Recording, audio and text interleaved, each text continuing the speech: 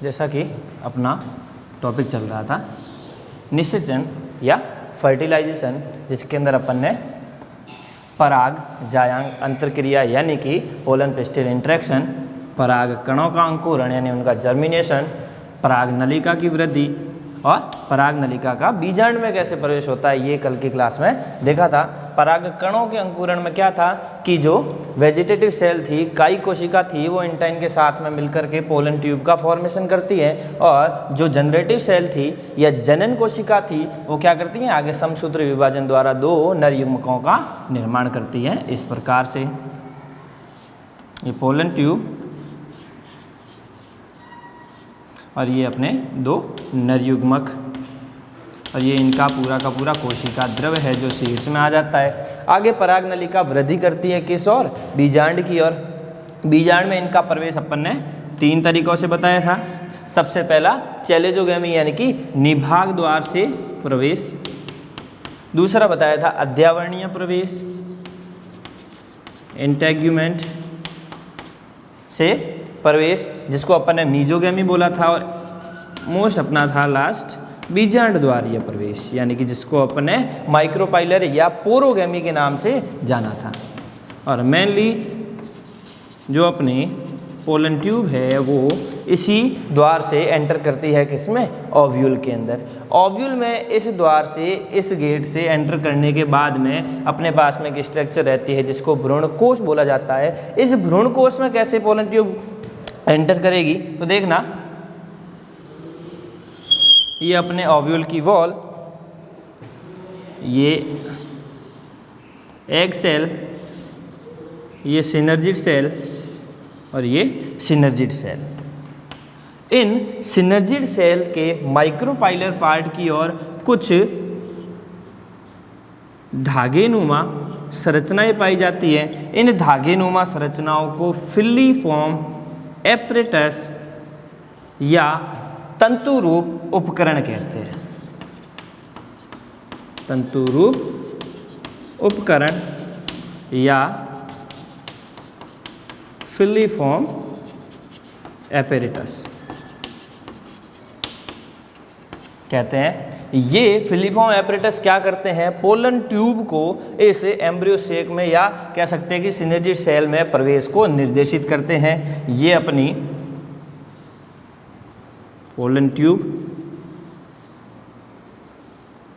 और इस pollen tube में ये अपने 2 male gamete, first and second. Mainly इसके भी 3 द्वार हो सकते हैं, 3 जगह से ये पोलन ट्यूब इस एम्ब्रियो सैक में एंटर कर सकती हैं। पहला द्वार ये एग सेल और ये सिनर्जिड सेल है, इन दोनों के बीच में से, यानी कि यहाँ से प्रवेश कर सकती है। दूसरा, एक सिनर्जिड सेल और एक सिनर्जिड सेल और इस एम्ब्रियो सैक की जो वॉल है, इन दोनों के बीच में से भी प्रवेश कर सकती है। और तीसरा, एक सहायक कोशिका को भेदते हुए प्रवेश करती है। जब पराग नलिका एम्ब्रियो सेक में या भ्रूणकोश में के पास में आती है तो वो कोई मार्ग नहीं देखती है, सीधी क्या करती है, सिनर्जिड सेल से अंदर की ओर प्रवेश कर जाती है। जैसे ही पोलन ट्यूब इस एम्ब्रियो सेक में प्रवेश करती है तो एक सहायक कोशिका या सिनर्जिड सेल अपहासित हो जाती है, यानी कि धीरे धीरे ये डिजेनरेट होना स्टार्ट हो जाती हैं। इस अपहासित कोशिका से पोलन ट्यूब क्या करती है, अंदर की ओर प्रवेश करती है। जैसे ही पोलन ट्यूब इस अपहासित कोशिका के अंदर with the help of filiform apparatus enter करती है तो इसका जो शीर्ष था वहाँ से एक छिद्र बन जाता है, और दोनों के दोनों जो मेल गैमेट हैं वो इस सहायक कोशिका या सिनर्जिड कोशिका के अंदर क्या करते हैं, रिलीज हो जाते हैं। इस सहायक कोशिका या सिनर्जिड कोशिका से रिलीज हो जाते हैं। कौन सी सिनर्जिड, जो अपहासित हो जाती है वहाँ से।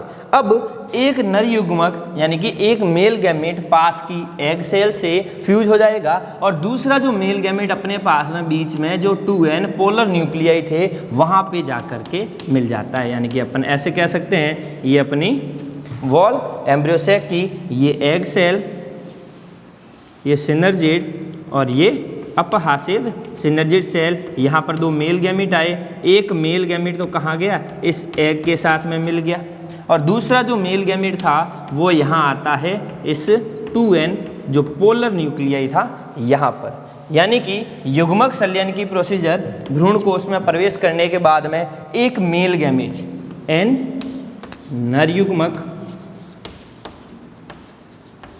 क्या किया इसने, पास की एग सेल से मिल गया, यानी कि एन अंड कोशिका, और जब नर युग्मक और अंड कोशिका यानी कि नर युग्मक और मादा युग्मक मिलते हैं तब युग्मनज का निर्माण होता है। युग्मनज या जिसे अपन जाइगोट कह सकते हैं, और ये कैसा होता है 2n। फर्स्ट। सेकंड, दूसरा जो मेल गैमेट था वो क्या करता है, बीच में जो 2n पोलर न्यूक्लियाई होते हैं उससे जाकर के मिल जाता है, यानी कि सेकंड नर युग्मक, सेकंड कह सकते हैं अपन नर युग्मक कहाँ से मिला, तो जो बीच में 2n पोलर न्यूक्लियाई यानी कि जो ध्रुवीय केंद्रक बीच में आए थे जिसको अपन ने द्वितीय केंद्रक कहा था, पोलर केंद्रक जो कैसे होते हैं n+n होते हैं, इनके साथ में मिल जाता है। तो एक तो ये n, ये n+n और ये क्या बन जाता है 3n, एक स्ट्रक्चर बनती है जिसको बोला जाता है PEN, प्राइमरी एंडोस्पर्म न्यूक्लियस या प्राथमिक भ्रूणपोष केंद्रक। तो पहला तो अपने पास में आया नर युग्मक और अंड कोशिका दोनों क्या हो गए, संयोजित हो गए, जिससे युग्मनज का निर्माण हुआ और इसे बोला जाता है सत्य निषेचन। सत्य निषेचन, सत्य निषेचन या इसे सिनगैमी भी कह सकते हैं। और नीचे क्या आया, एक n ये और 2n ये, 3n मिलकर के प्राइमरी एंडोस्पर्म न्यूक्लियस 3n बना है, यानी कि ट्रिपल फ्यूजन हुआ है, या जिसे अपन त्रिक संलयन कह सकते हैं, त्रिक संलयन। तो यहाँ पर 2 बार निषेचन हुआ, एक निषेचन तो एक नर युग्मक और अंड कोशिका के बीच में, दूसरा जो निषेचन है वो एक नर युग्मक और बीच में जो अपने पास में 2n थे, यानी कि जो 2 पोलर न्यूक्लियाई थे उनसे, एक निषेचन सत्य निषेचन और दूसरा त्रिक संलयन। इन दोनों को सम्मिलित रूप से बोला जाता है द्विनिषेचन, क्योंकि 2 बार निषेचन होता है। द्विनिषेचन या डबल फर्टिलाइजेशन, डबल फर्टिलाइजेशन। तो क्या हुआ, जैसे ही पराग नलिका भ्रूण कोश में प्रवेश करी, कहाँ से, अपहासी सिनर्जिड सेल से या सहायक कोशिका से, तो युग्मक संलयन की प्रोसीजर में एक तो नर युग्मक इस अंड कोशिका के साथ में मिल गया और दूसरा नर युग्मक बीच में जो 2n पोलर न्यूक्लियाई थे उसके साथ में मिल गया, यानी कि एक तो सत्य निषेचन हुआ और दूसरा त्रिक संलयन हुआ। 2 बार निषेचन होने के कारण इसको बोला जाता है द्विनिषेचन। और इस द्विनिषेचन की जो खोज है वो 1898 में एक साइंटिस्ट था जिसका नाम था SG नावास्चिन। SG नावास्चिन, इस SG नावास्चिन ने एक प्लांट है लिलियम और एक प्लांट है फ्रिटिलेरिया, फ्रिटिलेरिया, इन दोनों के अंदर इस द्विनिषेचन की खोज की थी किसने, SG नावास्चिन ने 1898 के अंदर। क्या किया, द्विनिषेचन की खोज की 1898 में सबसे पहले नावास्चिन ने, किसमें, लिलियम और फ्रिटिलेरिया में। और अपन ने पहले बोला था कि निषेचन को किसने देखा था, निषेचन को देखा था स्ट्रासबर्गर ने 1884 के अंदर। और कौन से प्लांट के अंदर देखा था, मोनोट्रापा के अंदर। इन टर्म्स को ध्यान रखना, मेनली कभी ईयर भी पूछे जाते हैं, साइंटिस्ट का नाम भी पूछा जाता है, या किन प्लांट्स के अंदर की थी वो भी पूछा जाता है। तो यहाँ पर पोलन ट्यूब का जो फॉर्मेशन हुआ वहाँ पर भी एक साइंटिस्ट आता है जिसका नाम होता है GB अमिकी, GB अमिकी। और इस GB अमिकी ने सबसे पहले पराग नली का फॉर्मेशन यानी पराग नली को देखा था पोर्चुला का प्लांट में। किसमें, पोर्चुला का प्लांट में। तो this is all about fertilization की कैसे निषेचन या फर्टिलाइजेशन होता है। तो क्या हुआ, सबसे पहले सत्य निषेचन यानी सबसे पहले अपने पास में क्या बना, जाइगोट। उसके बाद में अपने पास में हुआ त्रिक संलयन यानी कि क्या बना, PEN। ये PEN यानी कि प्राइमरी एंडोस्पर्म न्यूक्लियस प्राथमिक भ्रूणपोष केंद्रक आगे चल करके एक भ्रूणपोष बनाता है। और ये भ्रूणपोष जो है वो न्यूट्रिटिव टिश्यू होता है, यानी कि पोषण उत्तक होता है जो आगे चल कर के क्या करेगा, इस जाइगोट से जो एम्ब्रियो का फॉर्मेशन होगा उसको पोषण प्रदान करेगा। तो ये जाइगोट आगे चल कर के क्या बनाएगा, भ्रूण। तो कभी कभी क्रम भी पूछते हैं, ध्यान देना बच्चों। सबसे पहले अपने पास में क्या बना, जाइगोट। सेकंड क्या बना, PEN, और इस PEN से क्या बना, भ्रूणपोष। और उसके बाद में ये भ्रूणपोष बनने के बाद में इस जाइगोट में बहुत डिवीजन होते हैं, ये जाइगोट आगे चल करके भ्रूण में कन्वर्ट हो जाता है। तो क्रम क्या है, first zygote, second PEN, third भ्रूणपोष और चौथा आता है भ्रूण। तो अपन देख सकते हैं कि किस प्रकार से अपने पास में जाइगोट का फॉर्मेशन हुआ और किस प्रकार से अपने पास में PEN यानी कि आगे चल करके भ्रूणपोष का फॉर्मेशन हुआ। अपन ये जो पराग कण अंकुरित हुए हैं, इन पराग कणों को अपन इन विट्रो यानी कि लैब के अंदर भी देख सकते हैं। कैसे, एक स्लाइड, उस स्लाइड के ऊपर एक बूंद, क्या लेना, एक बूंद लेना है 10% शुगर, बोरिक एसिड या बोरिक अम्ल कह सकते हैं, इनके साथ में कैल्शियम, मैग्नीशियम एंड पोटेशियम, इनकी एक बूंद पूरा विलयन बना करके एक बूंद लेने के बाद में उसके ऊपर पराग कणों की बौछार की जाती है। तो 15 से 30 मिनट बाद देखते हैं कि इन पराग कणों से पोलन ट्यूब का फॉर्मेशन हो सकता है और अपन इसको एग्जामाइन कर सकते हैं, इसको अपन देख सकते हैं या अध्ययन कर सकते हैं। तो इस मेथड को यानी कि इन विट्रो पराग कणों के अंकुरण को बोला जाता है hanging drop method. Hanging drop method कह दो या विधि कह दो।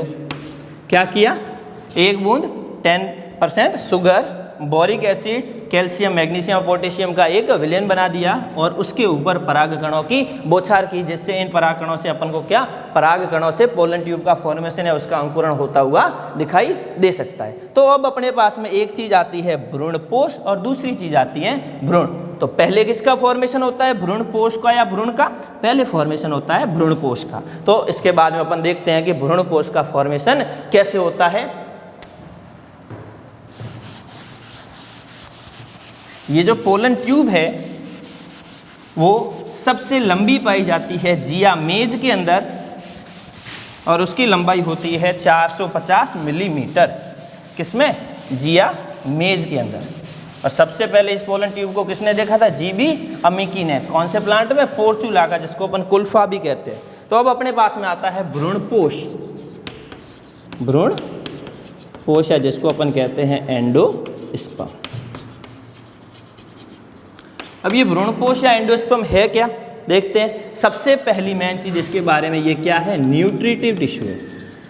न्यूट्रिटिव टिश्यू यानी कि ये पोषण प्रदान करने वाले उत्तक है। पोषण किसको प्रदान करेंगे, जो अपने पास में भ्रूण बन रहा है या जो अपने पास में एम्ब्रियो बन रहा है उसको क्या करेंगे, पोषण प्रदान करेंगे। सेकेंड चीज अपन देखें तो ये मेनली 3 टाइप से हो सकता है, 3 प्रकार से हो सकता है। पहला केंद्रकीय या जिसको न्यूक्लियर कह सकते हैं, दूसरा कोशिकीय जिसको अपन सेल्यूलर कह सकते हैं, और तीसरा हेलोबियल यानी कि इन दोनों का मिक्स रूप, हेलोबियल। तो केंद्रीय प्रकार का भ्रूणकोश क्या होता है, कोशिकीय प्रकार का भ्रूणकोश क्या होता है और हेलोबियल प्रकार का भ्रूणकोश क्या होता है। पहला केंद्रकीय, इसको मुक्त केंद्रकीय प्रकार का भ्रूणकोश भी कहते हैं। क्यों, क्योंकि इसके अंदर जितने भी विभाजन होते हैं वो भित्ति रहित होते हैं, यानी कि इनके अंदर वॉल का फॉर्मेशन या भित्ति का फॉर्मेशन नहीं होता है। जैसे कि अपन देखें ये अपने पास में क्या, PEN प्राइमरी एंडोस्पर्म न्यूक्लियस। ये प्राइमरी एंडोस्पर्म न्यूक्लियस आगे चल करके बनाता है PEC यानी कि primary endosperm cell. Primary endosperm cell, ये जो प्राइमरी एंडोस्पर्म सेल है इसमें मुक्त केंद्रकीय विभाजन होते हैं यानी कि विदाउट वॉल, जिससे इनमें केंद्रक विभाजन तो होते हैं लेकिन कोशिका द्रव्य का विभाजन नहीं होता, यानी कैरियोकाइनेसिस तो होता है लेकिन साइटोकाइनेसिस नहीं होता। इससे क्या होगा कि सारे के सारे केंद्रक बन जाएंगे। और ये वाली जो संरचना है वो अपन देख सकते हैं किसमें, कोकोनट के अंदर। और कोकोनट का जो वाटर रहता है उसके अंदर देख सकते हैं वाटर के अंदर है, इसीलिए इसको लिक्विड प्रकार का एंडोस्पर्म या तरल भ्रूणपोष भी बोला जाता है। अगर अभी का अपन अपने बोर्ड का पेपर उठा के देखें तो उसके अंदर जो 25वां सवाल था वो यही था कि केंद्रकीय भ्रूणपोष या न्यूक्लियर एंडोस्पर्म को सचित्र समझाओ। क्या होता है, PEN यानी प्राइमरी एंडोस्पर्म न्यूक्लियस आगे चल करके प्राइमरी एंडोस्पर्म सेल बनाता है, जिसके अंदर केंद्रक विभाजन होता है, कोशिका द्रव्य विभाजन नहीं होता है, जिससे इसमें बहुत सारे केंद्रक बन जाते हैं, वॉल का फॉर्मेशन नहीं होता है।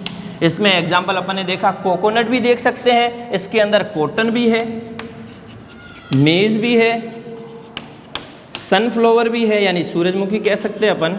ये सारे एग्जाम्पल किस में पढ़े जाते हैं, केंद्रकीय प्रकार में। जो कोकोनट है इसके अंदर एक और भ्रूणपोष पाया जाता है जिसे बोला जाता है कोशिकीय या जिसे बोलते हैं सेल्यूलर। इसमें क्या होगा, सेम अपना PEN PEC, इसमें जितने भी विभाजन होंगे केंद्रक के वो कोश यानी कि भित्ति सहित विभाजन होंगे, भित्ति सहित यानी कि उनमें कोशिकाओं का निर्माण होगा और जितने भी विभाजन होंगे वो वॉल लेस न होकर के वॉल के समेत होंगे या भित्ति समेत होंगे, जिससे क्या होगा, जिससे बीच वाला पार्ट तो अपने पास में जैसे था केंद्रकीय, तो इसके चारों ओर, किसके, कोकोनट के चारों ओर, यानी कि अपन बीच में पानी के चारों ओर देखें तो एक वाइट एडिबल पार्ट होता है जिसे अपन गिरी कहते हैं या जिसे अपन चिटक भी कह सकते हैं। उसका जो फॉर्मेशन है वो इसी के द्वारा होता है, किसके द्वारा, कोशिकीय के द्वारा। तीसरा अगर अपन देखें तो हेलोबियल का मतलब है कि केंद्रकीय व कोशिकीय दोनों का मिक्स रूप होता है, सम्मिलित रूप होता है। और इस प्रकार का जो एंडोस्पर्म है वो मोनोकोट्स के अंदर देखने को मिलता है। और मोनोकोट्स या एक बीजपत्री के अंदर एक गण होता है जिसका नाम है हेलोबियल। इस हेलोबियल गण के अंदर इस प्रकार का एंडोस्पर्म पाया जाता है। लेकिन कुछ प्लांट ऐसे भी हैं जिनमें प्राइमरी एंडोस्पर्म न्यूक्लियस तो बनता है लेकिन वो आगे चल करके भ्रूणपोष में कन्वर्ट नहीं होता या भ्रूणपोष आगे चल करके नहीं बनाता है। कुछ फैमिलीज ऐसी, जैसे फर्स्ट फैमिली का नाम लूँ मैं, आर्किडेसी, ट्रेपेसी, पोडोस्टिमेसी। इनके अंदर भ्रूणपोष जो है वो नहीं बनता है। क्यों? क्योंकि आर्किडेसी है, इसमें प्राइमरी एंडोस्पर्म न्यूक्लियस यानी आर्किडेसी और ट्रेपेसी में प्राइमरी एंडोस्पर्म न्यूक्लियस तो बनता है लेकिन ये आगे चल करके विघटित हो जाता है, जो भ्रूणपोष का फॉर्मेशन नहीं करता। और पोडोस्टिमेसी के अंदर भ्रूणपोष बनता ही नहीं है क्योंकि इसके चारों ओर जो न्यूक्लियस है उसमें जो कायिक उत्तक कह सकते हैं वो आगे चल करके भ्रूण को पोषण प्रदान करेंगे, यानी कि इसमें भी एंडोस्पर्म नहीं बनेगा। इनके अलावा भी कुछ और स्ट्रक्चर पाई जाती हैं जो आप आगे चल करके हायर लेवल में पढ़ते भी हो। जैसे अपन देखें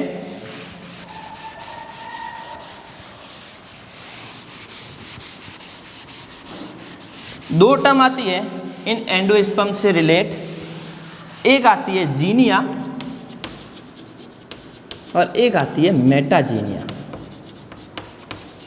एक टर्म आती है जीनिया और एक टर्म आती है मेटाजीनिया। जीनिया का मतलब है जो परागकण है वो परागकण इस भ्रूणपोष यानी कि जो एंडोस्पर्म है उसके रंग से किस प्रकार से प्रभाव दर्शाते हैं, यानी कि परागकणों का भ्रूणपोष के रंग पर प्रभाव, ये कहलाता है जीनिया।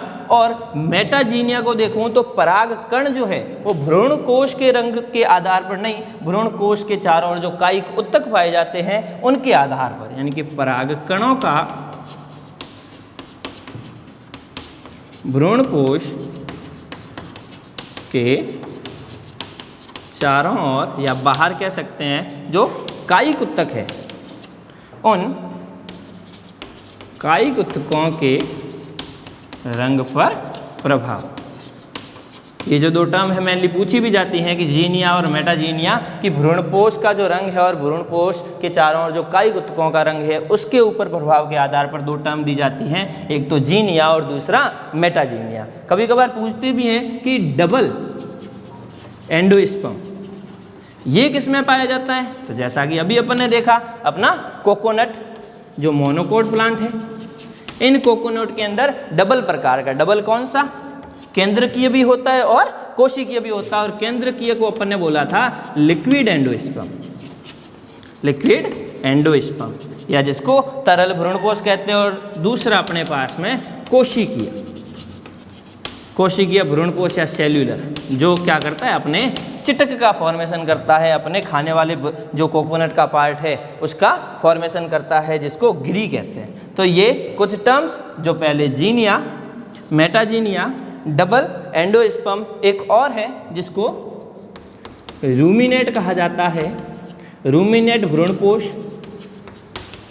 यानी कि भ्रूणपोष के जो उत्तक हैं वो असमानता दर्शाते हैं, यानी कि उनकी जो सतह है वो अनियमित हो जाती है। जैसे अपन देखते हैं सीताफल के अंदर, तो भ्रूणपोष के चारों ओर जो उत्तक रहते हैं वो कैसे हो जाते हैं, अनियमित हो जाते हैं, असमानता दर्शाते हैं, उसको बोला जाता है रूमिनेट प्रकार का एंडोस्पर्म सीताफल। तो आज की क्लास में अपन ने पढ़ा कि फर्टिलाइजेशन के अंदर सबसे पहले पराग और यानी कि स्टेमन और पिस्टिल, या कह सकते हैं अपन की जो पोलन और पिस्टिल है वो किस प्रकार से अंतरक्रिया करते हैं, फिर पराग कणों का जर्मिनेशन कैसे होता है, उस पराग नलिका की अंडाशय की तरफ वृद्धि कैसे होती है, बीजाणु में प्रवेश कैसे होता है, भ्रूण कोश में प्रवेश कैसा होता है। दो टर्म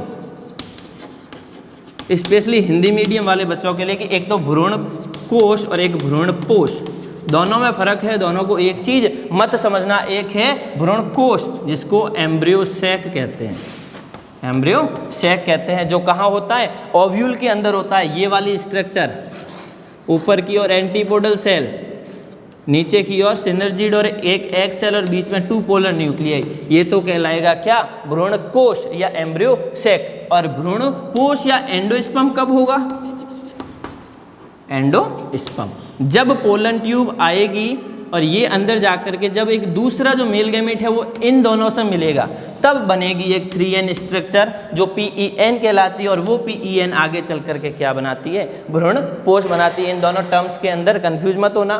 तो अपन ने बनाया एक तो युग्मक संलयन के अंदर, द्विनिषेचन के अंदर अपन ने एक तो सिनगेमी कराई, यानी कि एक नर युग्मक तो जाकर के मिला इससे, दूसरा नर युग्मक जाकर के मिला इससे। जैसे अपन ने द्विनिषेचन का और इसकी खोज की थी SG नावास्ची ने 1898 के अंदर, दो प्लांट कौन कौन से, लिलियम और फ्रिटिलेरिया के अंदर। उसके बाद में जाइगोट, जाइगोट से बनता है भ्रूण, और PEN जिससे बनता है भ्रूणपोष। क्रम भी पूछा जाता है नीट में, बच्चों ध्यान देना, सबसे पहले तो अपना बनता है जाइगोट, जाइगोट के बाद में क्या बनता है, जाइगोट के बाद में बनता है PEN, PEN से बनता है एंडोस्पर्म, क्रम बता रहा हूँ, और उसके बाद में बनता है एम्ब्रियो। यहाँ से एरो का मतलब ये नहीं कि एंडोस्पर्म से एम्ब्रियो बनता है, पहला बनता है जाइगोट, फिर बनता है जो ट्रिपल फ्यूजन हुआ था उससे PEN, PEN से बनेगा एंडोस्पर्म, और ये जो जाइगोट है एंडोस्पर्म बनने के बाद में बनाता है एम्ब्रियो। इस क्रम को भी ध्यान रखना। फिर अपन ने पढ़ा भ्रूणपोष यानी न्यूट्रिटिव टिश्यू, जो क्या करते हैं, पोषण प्रदान करते हैं, जो तीन टाइप से पढ़े, केंद्रकीय, कोशिकीय और हेलोबियल। केंद्रकीय मतलब कि जिसमें जितने भी विभाजन होते हैं वो भित्ति रहित होते हैं, उनमें वॉल का फॉर्मेशन नहीं होता, इसलिए उसे मुक्त केंद्रकीय प्रकार का भ्रूणपोष बोला जाता है। फिर कोशिकीय यानी कि जितने भी विभाजन होते हैं वो भित्ति सहित होते हैं। फिर हेलोबियल यानी कि दोनों का मिक्सचर। उसके अलावा कुछ टर्म्स देखिए। इसके बाद में एंडोस्पर्म बनने के बाद में अपने पास में एक मेन चीज आती है एम्ब्रियो। मोनोकोट प्लांट यानी एक बीजपत्री प्लांट और डाइकोट प्लांट यानी द्विबीजपत्री प्लांट के अंदर इस एम्ब्रियो का फॉर्मेशन कैसे होता है, इस एम्ब्रियो के फॉर्मेशन को बोला जाता है क्या, एम्ब्रियोजेनी या एम्ब्रियोजेनेसिस कह सकते हैं। इस एम्ब्रियो का फॉर्मेशन कैसे होता है वो अपन आगे की क्लास में देखेंगे। Thank you.